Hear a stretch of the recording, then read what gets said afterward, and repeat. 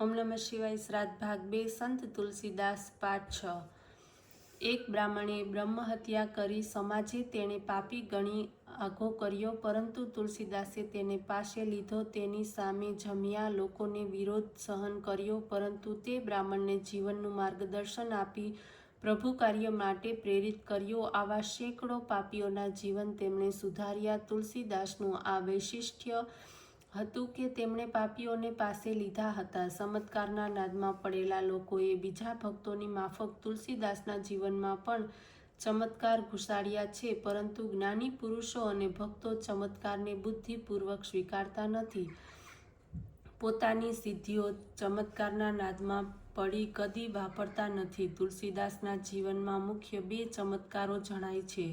પહેલો ચમત્કાર એટલે નંદીને નૈવેદ્ય ખવડાવવાનો છે, પરંતુ હકીકતમાં એમ નથી. બળદિયા જેવું જીવન જીવતા લોકોને તેમણે સમજાવ્યું છે કે તમે નૈવેદ્ય રૂપ રસોઈ બનાવો. તમે જમવા બેસો ત્યારે વાંદરાની જેમ જે આવ્યું તે ઉપાડીને મોઢામાં મૂકો છો. તે કાંઈ માણસનું જમણ છે?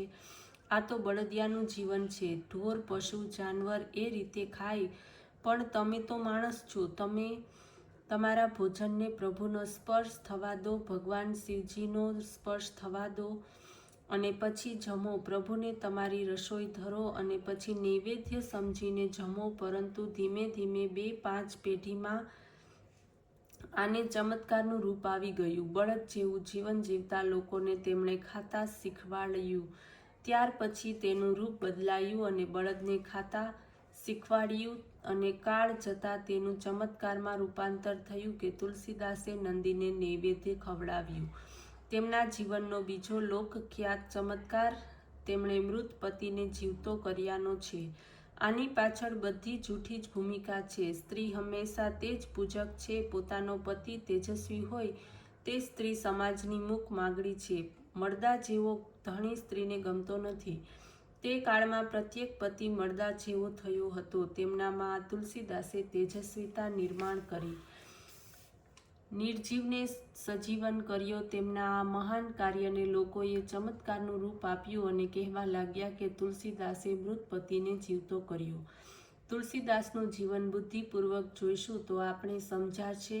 અપી ચેતુસ દુરાચારો ભજતે મામન્યસ્માક સાધુરેવ સ મંતવ્યમ સમગ વ્યસિતો હિ સ. ભગવાન શ્રી કૃષ્ણના આ આશ્વાસનને તેમણે ઘરે ઘરે પહોંચાડી અસંખ્ય પાપીઓને સન્માર્ગે વાળ્યા.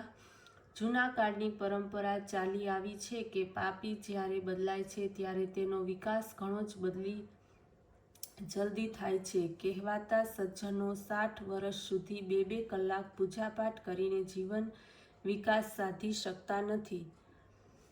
4 ધામની યાત્રા કરીને પણ જીવન બુદ્ધિ લાવી શકતા નથી. તેનું મુખ્ય કારણ એ છે કે આવા સજ્જનોના જીવન સમાધાની હોય છે. એમને લાગે છે કે યાત્રા કરી એટલે જીવન કૃતકૃત્ય થયું.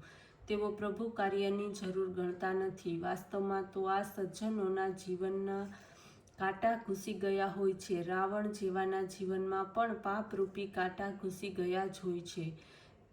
ફેર એટલો છે કે સજ્જનોના પગમાં ઘૂસેલા કાંટા નાના હોય છે, પરું ન થાય ત્યાં સુધી ખબર પડતી નથી, અને પાપીઓના પગમાં ઘૂસેલા કાંટા મોટા હોવાથી ખબર પડી જાય છે. જે સમયે એક નાથે તેજસ્વી ભક્તિની દૈવી ગંગા વહેતી કરી તે જ વખતે ઉત્તર ભારતમાં તુલસીદાસે પાપીઓનો ઉદ્ધાર કરવાની ઝુંબેશ ઉપાડી હતી. ફરતા ફરતા એક દિવસ તુલસીદાસ મણિકર્ણિકાના ઘાટ ઉપર ગયા. પોતાનું કાર્ય સમાપ્ત થયું જાણી ભગવત પ્રેરણાથી પતિત પાવની ગંગામાં પોતાના દેહનું વિસર્જન કર્યું. અધીરાઈથી ઉછળતા ગંગાના મોજાઓએ પણ પોતાના આ પનોતા દીકરાને હૈયા સરસોશ આપ્યો. ભાવરૂપે, વિચારરૂપે, કાર્યરૂપે એ મહાન ચિરંતન બન્યા. ઓમ નમઃ શિવાય.